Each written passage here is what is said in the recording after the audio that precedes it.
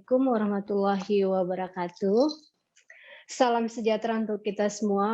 Om Swastiastu, Namo Buddhaya, salam kebajikan dan salam sehat untuk kita semuanya.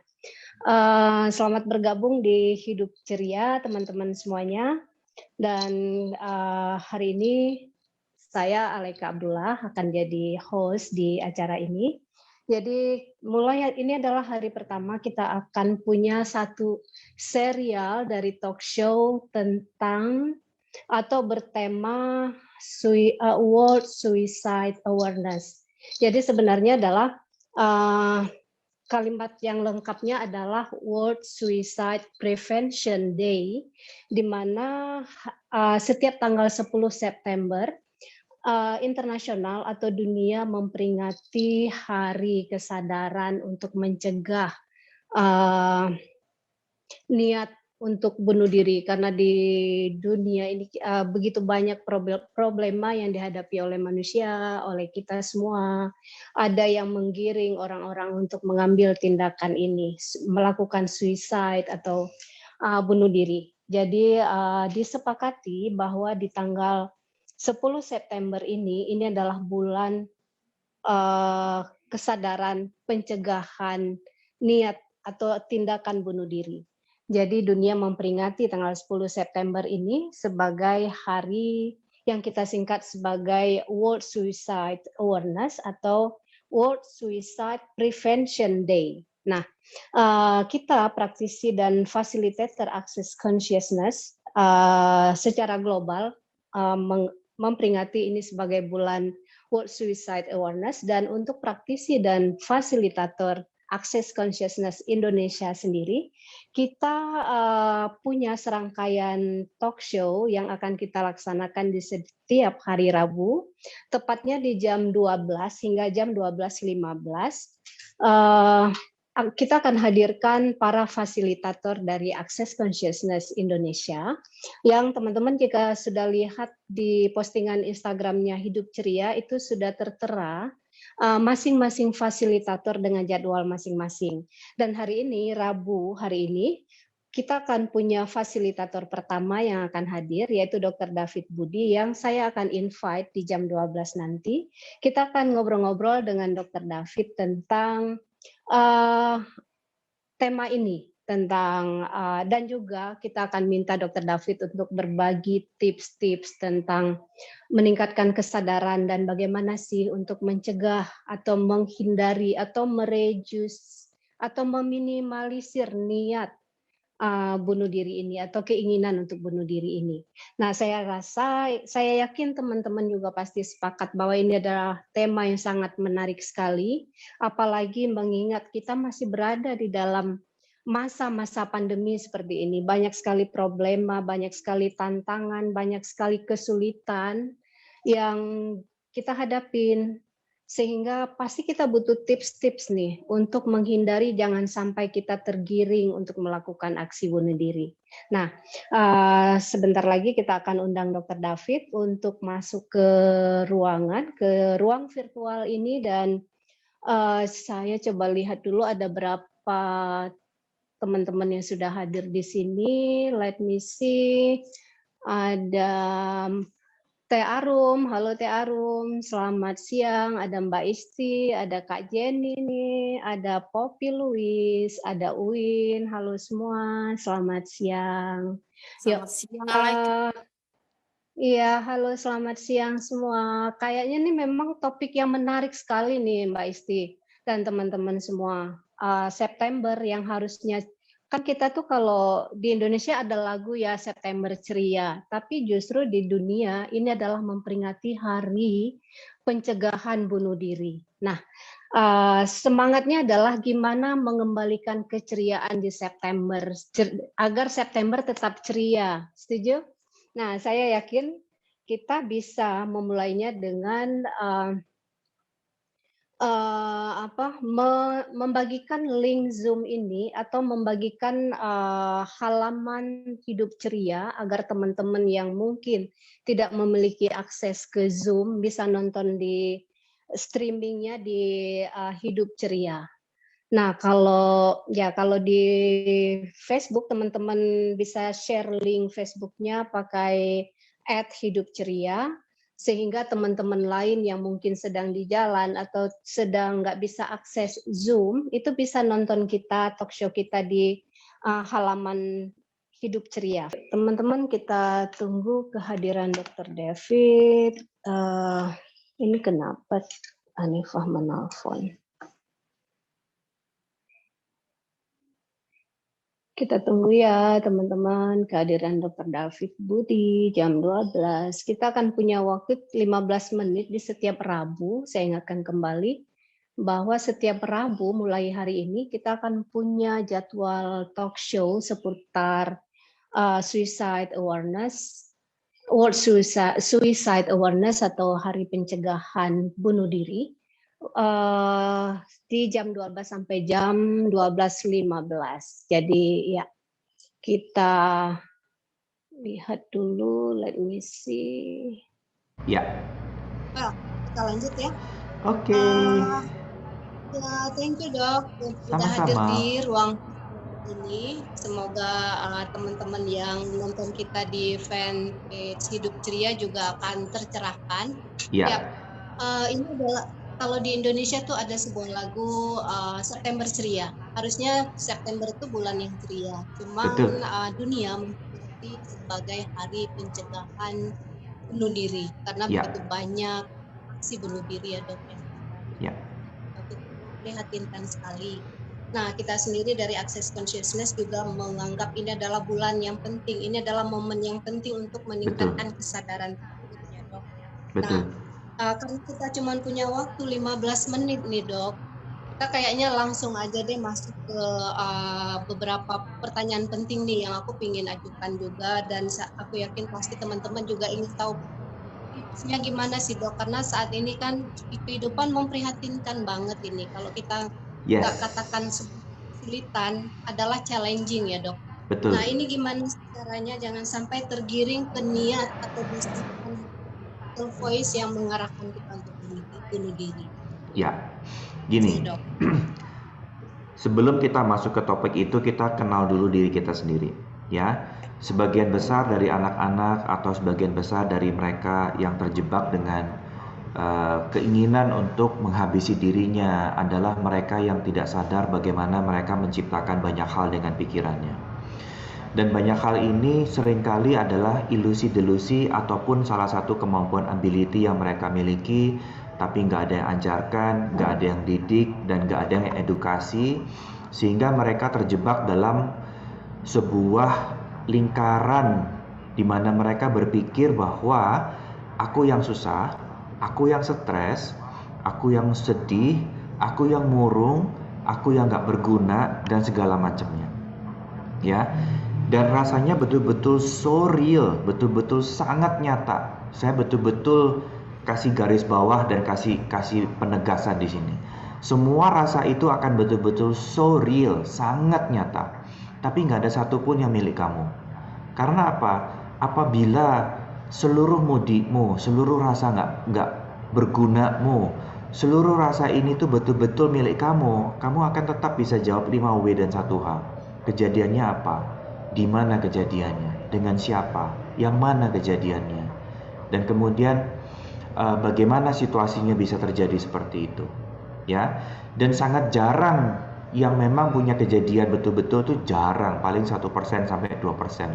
Sebagian dari kita, apalagi di masa-masa pandemik ini, terhantam oleh gelombang pikiran orang-orang lain yang stres juga, yang kepentok dengan kerjaan, yang tidak punya penghasilan, atau yang ketakutan akan kematian dan lain-lain. Nah, untuk itu tips yang pertama adalah sadari dulu dengan logikamu, ya. Saya pakai logika karena nggak semua adalah praktisi akses, jadi saya gunakan cara umum yang mereka bisa lakukan sehari-hari dengan freestyle. Yang pertama, apabila kamu ngerasa mentalmu mellow atau mentalmu sedih, atau mentalmu merasa nggak berguna, atau mentalmu negatif, coba lakukan dengan pertanyaan, apakah ini betul-betul milikku? Yang pertama, Ya, tanya aja dalam hati, apakah ini betul-betul milikku? Dan kemudian cek, ini apa kejadiannya? What questions? Ya. Dan kemudian ini di mana kejadiannya? Where questions? Dan kemudian which question? Ini kejadiannya yang mana?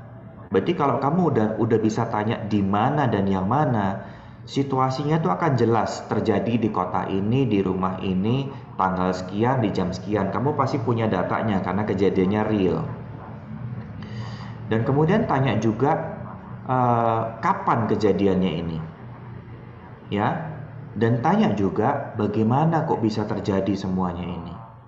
Dengan menggunakan 5W dan 1H, logika kita akan menuntun kita untuk tahu bahwa jangan-jangan kamu yang menciptakan pikiran untuk berasumsi negatif.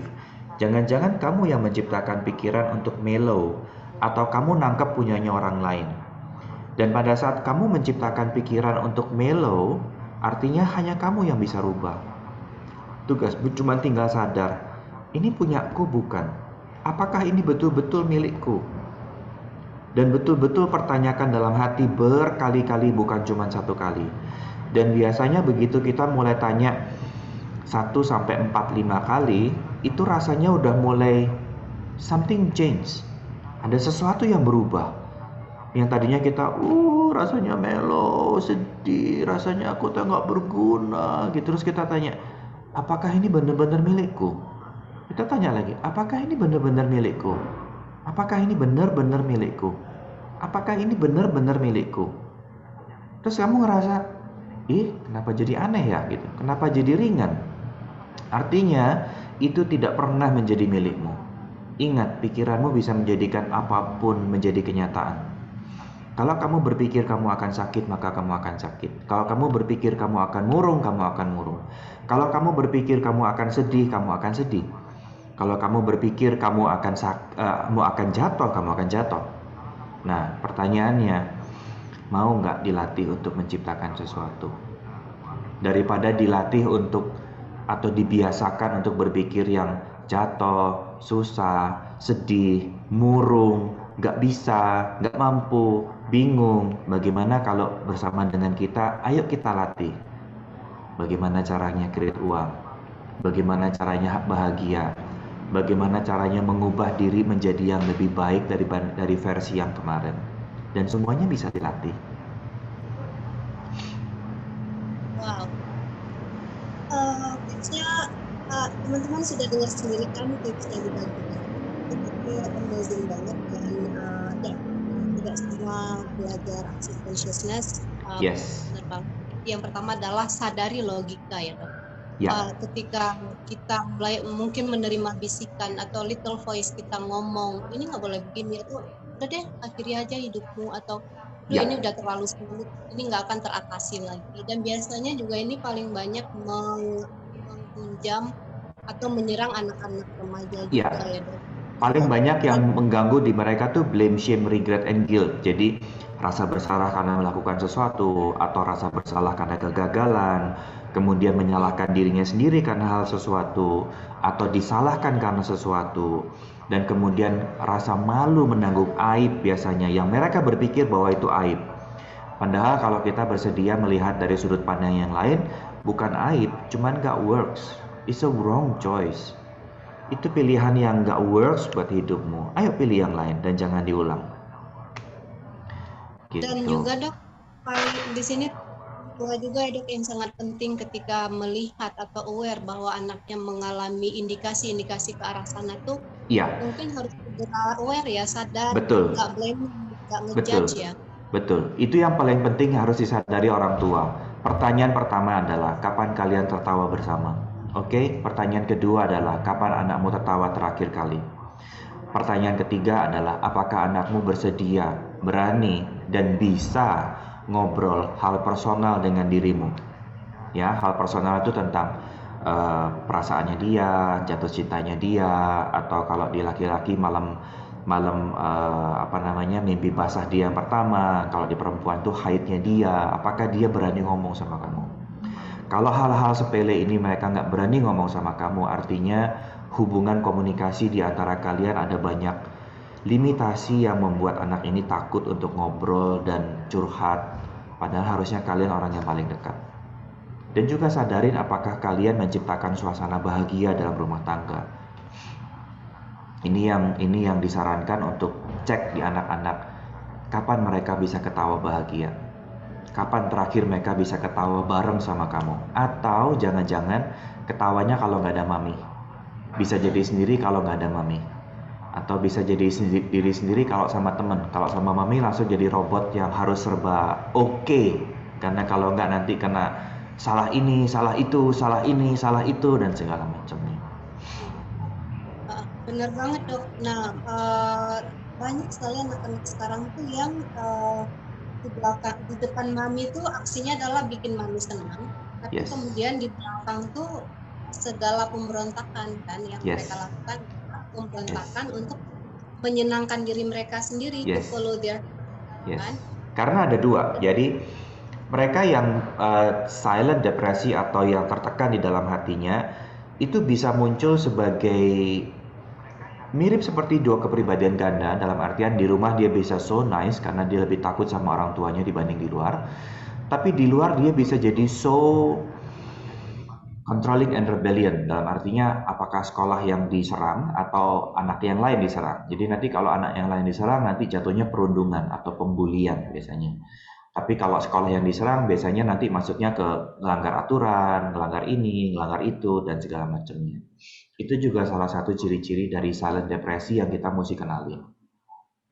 Oke. Wow.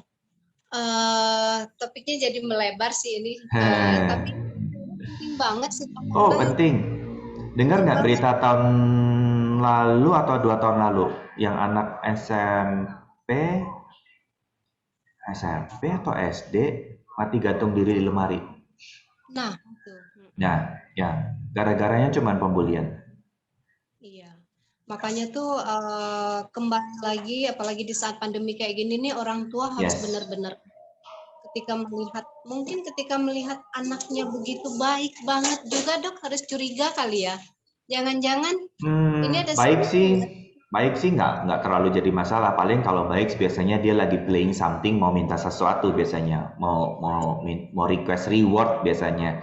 It's a good thing. Tapi kalau anaknya udah mulai diam, ngurung diri kamar, menjauh dari semua sosialisasi, menjauh dari semua sosmed, nggak pernah ketawa, jarang bercanda-bercanda, nggak bisa bercanda dengan keluarga. Nah, ini mesti dicari sebabnya apa. Dan jangan heran, dan jangan sakit hati, dan jangan menyalahkan diri sendiri kalau penyebabnya ada di dalam keluarga itu sendiri. Oke, iya benar banget. Dan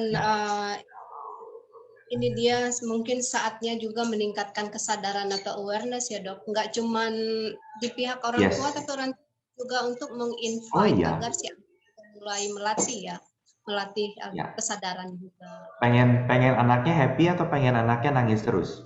Pengen anaknya jadi tukang bully di luar atau pengen anaknya jadi yang ngayomin kakak adiknya? It's a choice. Iya.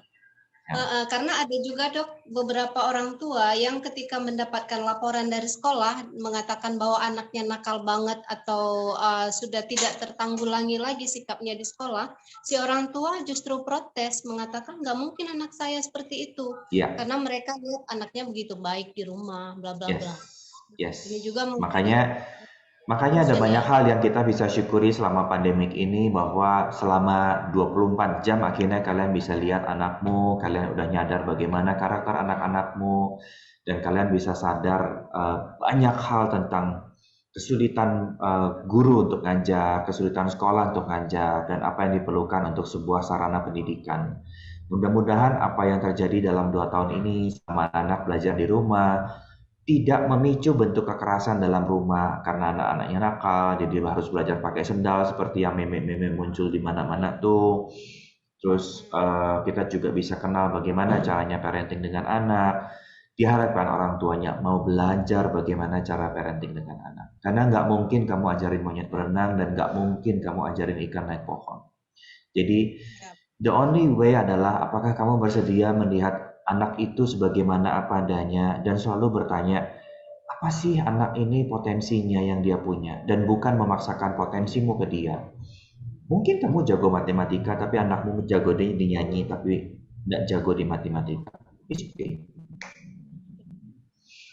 Yes. Andaikan semua orang tua nih dok terpanggil untuk melakukan parenting seperti ini nih, akan tercipta generasi muda yang happy. Yes. Dan mudah-mudahan mereka bersedia, karena pada dasarnya bawaan orang tua akan berusaha untuk menjadi yang terbaik.